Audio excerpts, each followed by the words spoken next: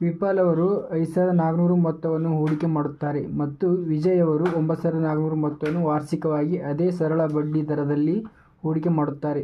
5 ವರ್ಷಗಳ ಕೊನೆಯಲ್ಲಿ ವಿಜಯ್ ವಿಪಲ್ಗಿಂತ ₹840 ಹೆಚ್ಚಿನ ಬಡ್ಡಿ ದರದಲ್ಲಿ ಪಡೆದರೆ ವಾರ್ಷಿಕ ಬಡ್ಡಿ ದರವನ್ನು ಶೇಕಡಾವಾರು ಕಂಡುಹಿಡಿಯಿರಿ. ಅಂದ್ರೆ ವಿಪಲ್ ಅದನ್ನು ಎಷ್ಟು 5,400 ಮಾಡ್ಯಾನ, ವಿಜಯ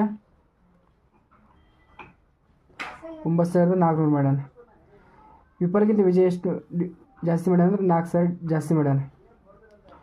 ಮತ್ತು ಎಷ್ಟು ವರ್ಷ 5 ವರ್ಷ ಕೇಳ್ಯಾರ ಅವರು. ನಮ್ಗೆ 1 ವರ್ಷಕ್ಕೆ ₹840 ಲಾಭ ಆಗೈತಿ. ಎಷ್ಟು ಯಾರ್ದಾಗೈತಿ? ವಿಪಲ್ಗಿಂತ ಅಂದ್ರೆ ವಿಜಯಂತ ಲಾಭ ಆಗೈತೆ ಅಂದ್ರೆ ಎಷ್ಟು 4,000 ಇದು.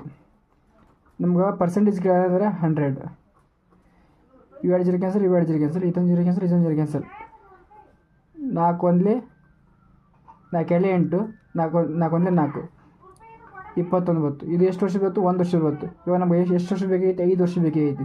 5 ವರ್ಷ ಅಂದರೆ ಬಾಗಲೇ 5, 5 1 5 4 20, 1 ಉಳಿತು ಪಾಯಿಂಟ್, 5 2 10, 4.2 ವರ್ಷ.